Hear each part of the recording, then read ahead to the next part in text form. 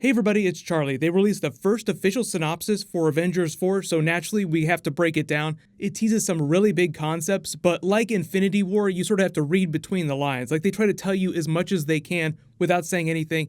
But the good thing now is that the writers of Infinity War have been doing more in-depth interviews clarifying certain story beats like Thanos' charred arm and the melted gauntlet, how that'll carry into Avengers 4. So before we get deeper into it, I'll say spoiler warning for Infinity War if you have not seen the movie yet. There is a new round of that Infinity War Blu-ray giveaway going on. All you have to do to enter is be a subscriber and leave a comment on the video. The supposedly official synopsis reads, "A culmination of 22 interconnected films, the fourth installment of the Avengers saga will draw audiences to witness the turning point of this epic journey. Our beloved heroes will truly understand how fragile this reality is and the sacrifices that must be made to uphold it."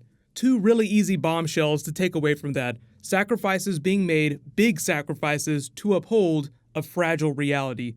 Now, for those of you wondering how Thanos changed things when everyone turned to ash, based on the reactions of War Machine and everyone sitting here in Wakanda, it seems like they remember those characters after they were turned to ash. So I don't think that when Thanos was erasing half of all life, he also used the Mind Gem to erase their memories from existence as if they'd never been born. He was just straight up killing off half the population, so the other half that survived is standing there wondering what the hell just happened. The writers teased that Avengers 4 is going to have an even bigger, grander story than Infinity War, if you can believe that. Infinity War already felt like the biggest movie of all time. But in specifically including the term fragile realities in the description, I think that we'll get into more multiverse stuff without going full-blown Secret Wars. If you never read Time Runs Out, it was the story that led up into all realities collapsing into one amalgam reality, so that all that existed was this one battle world that was this Frankenstein creation of Dr. Doom's that contained fragments from a bunch of different realities. There was an interview the Russos did before Infinity War hit theaters where they said that if the deal with Fox goes through and they get access to the X-Men characters, Secret Wars would be a really awesome future Avengers crossover to do. After Avengers 3 and 4, Marvel Studios will begin a new phase in its universe. Do you feel like you, as directors of some of the biggest movies of the studio, have reached the end of a cycle too?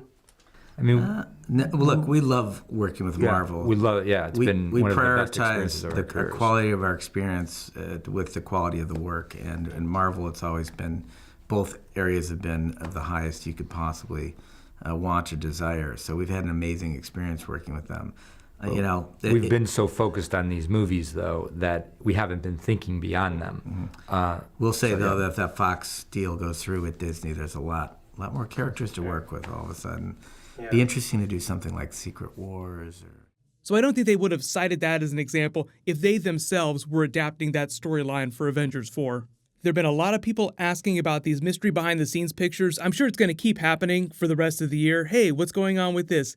This has been confirmed as Iron Man using the BAR-Fing technology from Civil War to look back into the past during the events of the original Avengers movie, which is why Captain America is wearing his old Avengers costume, but you also see Ant-Man standing next to them here. There's also another picture where we see Thor with his long blonde hair, his old Avengers costume, Loki with a special muzzle on him right before they took him back to Asgard. You look over here, Iron Man's wearing a shield jacket. These are new scenes, but it also looks like more of the BAR-Fing technology and Iron Man just looking for clues in the past.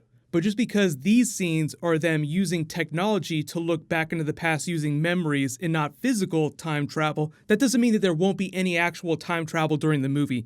Because we also heard about a casting notice for a teenage version of Cassie Lang, meaning that Ant-Man's daughter at some point during the movie will either appear from an alternate reality or some point in the future being much, much older. This is what the actress looks like during the Ant-Man and the Wasp movie, and the movie picks up between the events of Civil War and Infinity War, the idea that their post-credit scene is going to have something to do with the Snapshot, which will lead right into Avengers 4, so that gives you a sense for the timeline in Ant-Man and the Wasp. But his daughter wouldn't get that much older, she'd still be a little girl. Unless Iron Man's technology for using memories to look at past events also allows you to look at future potential events, I don't think there's any other way to explain how she appears.